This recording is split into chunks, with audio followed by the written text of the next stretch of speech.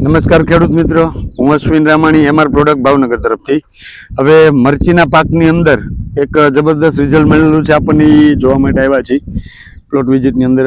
તો આપણે એ ભાઈના મોઢે જ સાંભળશું, પણ સૌથી પહેલાં એમનું નામ, ગામ, તાલુકો, જિલ્લો કયો લાગે અને શું પ્રશ્ન હતો અને શું પ્રોડક્ટ વાપરવાથી આ રિઝલ્ટ મળ્યું છે, આ તમામ માહિતી આપણે ભાઈને જ પૂછે. ભાઈ, સૌથી પહેલા તમારું નામ જણાવો.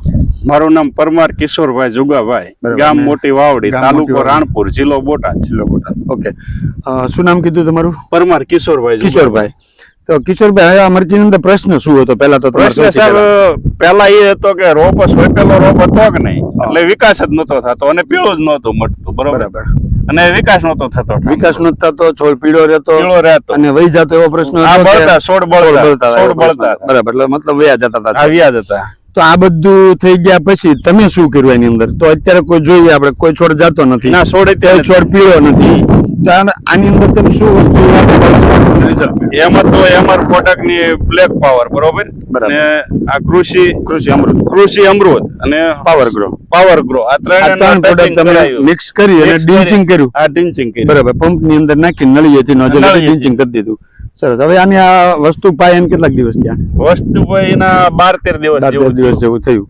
તો આ વસ્તુ પાયા પછી તમને એમ ફરક ફાયદો કેટલા દિવસે દેખાવાનો શરૂ થઈ ગયો હતો? 5-6 દિવસ પછી, 5-6 દિવસે મતલબ તમને રિઝલ્ટ દેખાવાનું શરૂ થઈ ગયું હતું. તો એની અંદર શું દેખાતો હતો ફાયદો? રિઝલ્ટ ફાયદામાં પાદરો છોડ નો વિકાસ થવા માંડ્યો અને નવી ફૂટ કાઢવા માંડ્યો. બરોબર. અને જે છોડ પીળા છોડ હતા એ એકદમ લીલા થવા માંડ્યા, નવી ફૂટ આવી ગઈ. અને છોડ ઓલા જે જાતા હતા એ બદલા પડીને હુકાતા હતા એ બંધ થઈ ગયા. તો આ બધું રિઝલ્ટ તમને આ બધી વસ્તુની અંદર મળી ગયું છે.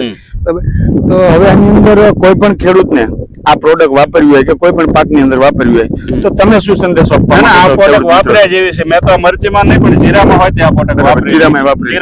એમાં પણ રિઝલ્ટ સારું હતું. એમાં હું પ્રશ્ન હતો વાપરી હતી? એમાં કાળિયાની અસર થઈ ગઈ. કાળિયામાં વાપરી અને ગ્રોથ ને એવું નહોતું કરતું. બરાબર. તો એમાં કેવું રિઝલ્ટ મળ્યું? કાળિયો 60 પછી અટકી ગયો હતો. 2 રાઉન્ડ ઉપરી કર્યા 5 દિવસના. ઘણા લોકો એમ કે કાળિયામાં, ના કાળિયામાં રિઝલ્ટ સારું હોય તો આપણે જે વસ્તુ વાપરેલી હોય.